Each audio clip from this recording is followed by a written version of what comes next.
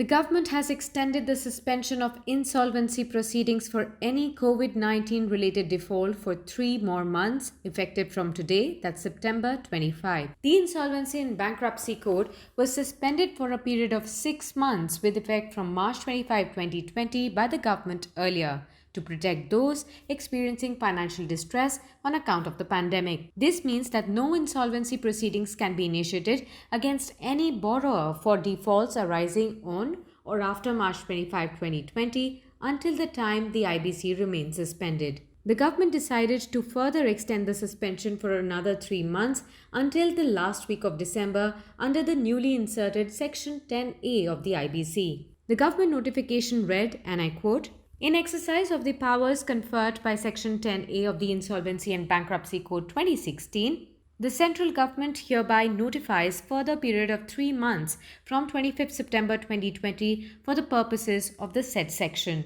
Unquote. The changes to IBC to this effect were first announced by Finance Minister Nirmala Sitharaman as part of the Atmanirbhar Bharat Abhiyan reforms. While suspending the IBC in June, the government had said it was difficult to find an adequate number of resolution applicants to rescue a corporate person who may default in the discharge of their obligation. Therefore, it decided to suspend Section 7, 9, and 10 of the IBC to prevent the initiation of insolvency proceedings for COVID-related defaults. While Section 7 of the IBC enables financial creditors to file for insolvency against a corporate debtor, Section 9 provides for the application of insolvency by an operational creditor.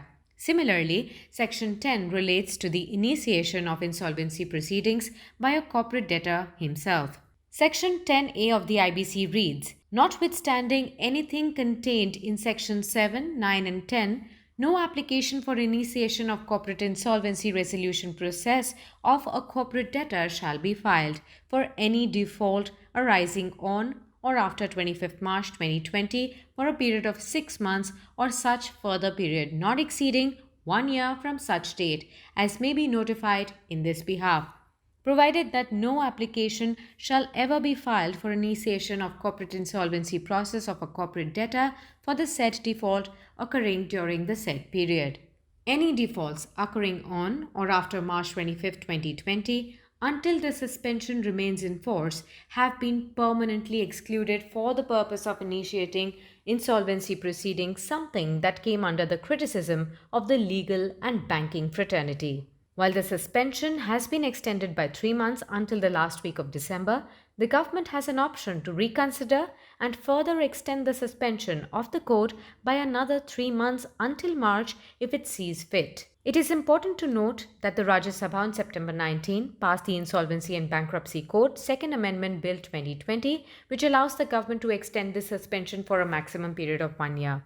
A majority of opposition parties supported the amendment and also urged the government to provide interest waiver on loans to farmers and poor people suffering due to the COVID-19 crisis. Earlier in the month, the Insolvency and Bankruptcy Board of India hit out at critics of the IBC Ordinance 2020, saying the suspension of the law because of the COVID-19 pandemic was not a setback to insolvency reforms. The Bankruptcy Board argued that insolvency law is not the panacea to deal with the stress of all firms impacted by COVID-19.